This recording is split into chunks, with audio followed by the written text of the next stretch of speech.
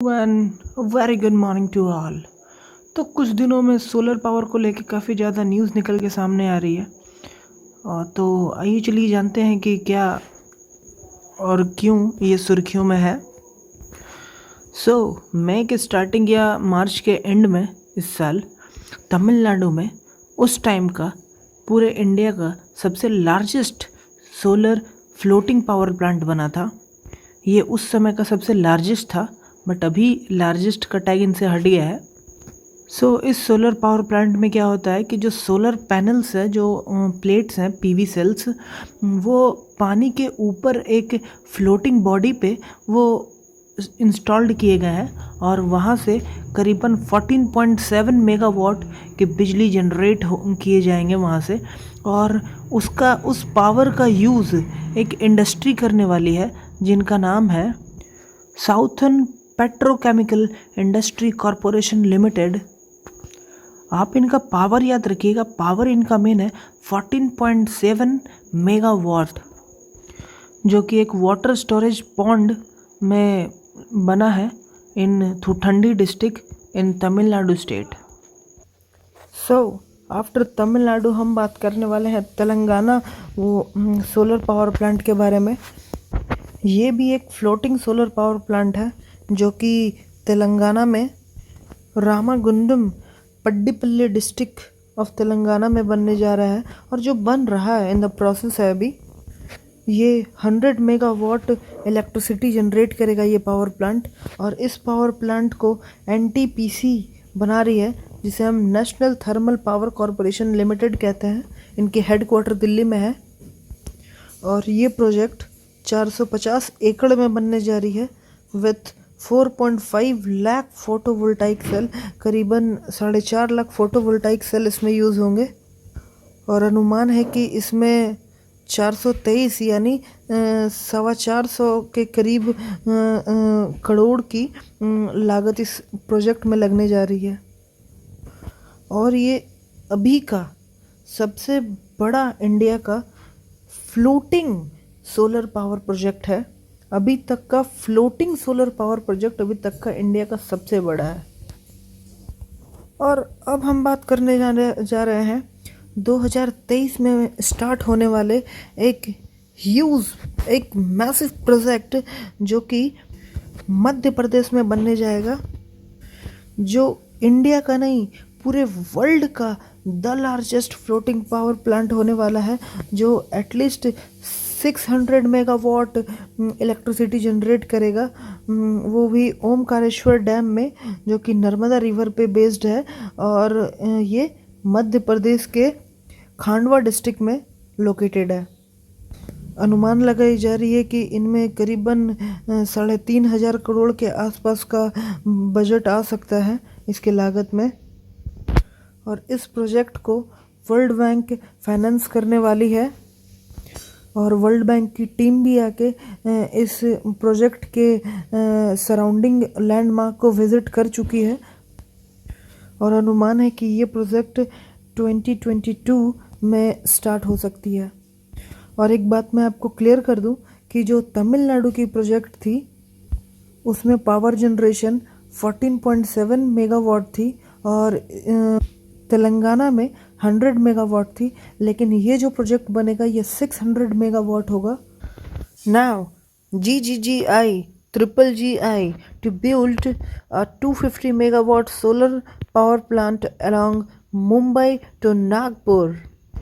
GGGI global green growth institute south Korea based industry है जो developed करने जा रही है मुंबई से नागपुर तक एटलीस्ट 700 किलोमीटर तक हाईवे के कॉर्नर, या कह सकते हैं हाईवे के अलोंग पूरे 700 किलोमीटर तक सोलर प्लेट बिछाए जाएंगे, जिनसे अनुमान लगाया जा रहा है करीबन 250 मेगावाट इलेक्ट्रिसिटी जनरेट होगी। नासिक, धुल्ले, जलगांव, कोला और अमरावती आते हैं। और मैं आपको ये भी बता दूं कि इंडियन गवर्नमेंट ने गोल सेट किया है इन 2022 तक वो इंडिया प्रोड्यूस करेगा 100 gigawatt electricity through solar power. और मुझे अनुमान है कि ये पूरा होता दिख रहा है। अभी इनकी डिज़ाइन मतलब ऑफिशियली अनाउंस नहीं हुई है। क्वाइट लिटरली कुछ ये इस तरह की दिख सकती है, रोड पे बिछी हुई, या फिर एक रूफ टाइप का ऊपर से लग सकता है, या फिर हाईवे के कॉर्नर में कुछ स्लाइड्स फॉर्म में इस साइड इस टाइप का लग सकता है। सो यहाँ पे ख़त्म होती है फुल न्यूज़ जो अभी चल रही है सोलर पावर को लेके। बट मैं आपको रिपीट कर दूँ कि तमिलनाडु की जो सोलर फ्लोटिंग पावर प्लांट है वो 14.7 मेगावाट इलेक्ट्रिसिटी प्रोड्यूस करेगी। तेलंगाना की 100 मेगावाट जो अभी कंस्ट्रक्शन में है, और मध्य प्रदेश में जो प्रोजेक्ट बनेगी अगले साल उसका करीबन इलेक्ट्रिसिटी प्रोडक्शन 600 मेगावाट होगा। और जो अभी ये जो प्रोजेक्ट स्टार्ट होगी जो कि हाईवे के अलोंग होगी वो करीबन 250 मेगावाट अभी इलेक्ट्रिसिटी प्रोड्यूस करेगी। सो कुछ फैक्ट जान लेते हैं कि क्या नीड पड़ा सोलर पावर इलेक्ट्रिसिटी का। बाकी जो 3 हमारे इलेक्ट्रिसिटी जनरेट करने वाले पावर प्लांट से क्या प्रॉब्लम्स आ रही थी। जैसा कि हम जानते हैं मेनली फॉसिल फ्यूल से हमारी इलेक्ट्रिसिटी अभी जनरेट होती है इन थर्मल, और हाइड्रो पावर प्लांट और न्यूक्लियर जिसे हम फ्यूज़न कहते हैं उनसे कंपैरिजन कर लेते हैं। तो फॉसिल फ्यूल तो एक निश्चित मात्रा में हमारे पास है जो आने वाले टाइम पे ख़त्म हो सकती है।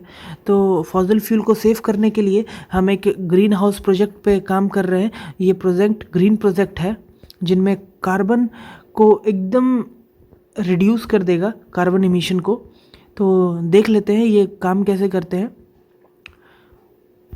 सन की जो रेज़ है वो फोटोवोल्टाइक मॉड्यूल पे पड़ेगी, वो वहाँ से हीट एब्जॉर्ब करके कंबाइनर बॉक्स में लेके जाएगा, और वहाँ से सेंट्रल इन्वर्टर इलेक्ट्रिसिटी ट्रांसमिट करेगा, जो कि ट्रांसफार्मर से ट्रांसमिशन टेक्स प्लेस आगे होगा। और मैं आपको बता दूं कि फ्लोटिंग के केस में एक फ्लोटिंग बॉडी ऐड होता है जो कि एक कश्ती टाइप का होता है जो कश्त लगाता है, जिसके ऊपर पीवी मॉड्यूल सेटअप किए जाते हैं, और एक एंकरिंग यूज़ होता है जो फ्लोटिंग बॉडी को पकड़ के रखता है। और इस फोटो में एक लाइटनिंग प्रोटेक्शन भी ऐड है जो ठंडर से हमें बचाएगा। कुछ एडवांटेजेस एंड डिसएडवांटेजेस भी है इनके, लाइक ये फ्रेंडली इन्वायरमेंट से फ्रेंडली नेचर का होगा। एनर्जी बिल भी रिड्यूस करेंगे ये, मतलब 20 सालों तक तो इनमें कोई मेजर डिफेक्ट नहीं आ सकते। माइनर डिफेक्ट आएंगे वो मेंटेनेंस से काम चल जाएगा, लेकिन 20 साल तक माना जाता है कि इनमें कोई मेजर डिफेक्ट नहीं आते। इनोवेटिव टेक्नोलॉजी से बने हुए हैं ये। इन्फिनाइट एनर्जी है इनमें, फॉसिल फ्यूल है नहीं। सन रेडिएशन से काम करेंगे तो इनमें इन्फिनाइट एनर्जी होगी। बस ये थोड़े से सीजनल में यानी ख़राब वेदर में थोड़े से ये डिस्टर्ब कर सकते हैं। इंस्टॉलेशन कॉस्ट इनका हाई होगा, और काफ़ी इनका जो मेंटेनेंस है वो काफ़ी सेंसिटिव है। और solar renewable source of energy है, तो काफ़ी हद तक ये हमारे एटमॉस्फेयर हमारे एनवायरनमेंट को कार्बन एमिशन से रिड्यूस करेंगे। और माना जाता है एक रिसर्च के अकॉर्डिंग कि आने वाले 20 से 25 सालों में at least 10 million ton carbon emission को ये रिड्यूस करेंगे, और ये हमारे स्टार्टअप इंडिया के लिए बहुत अच्छा है। सो ये कुछ इमेजेस हैं जो फ्लोटिंग सोलर पावर प्लांट के हैं, जिसमें आप देख सकते हैं कैसे पीवी मॉड्यूल इंस्टॉल किए गए हैं फ्लोटिंग बॉडी पे। ये कुछ और भी कुछ रिन्यूएबल सोर्स ऑफ एनर्जी है, like wind energy, geothermal, tidal energy. इनका हम यूज़ करके भी इलेक्ट्रिसिटी जनरेट कर सकते हैं। So thank you so much and God bless you all.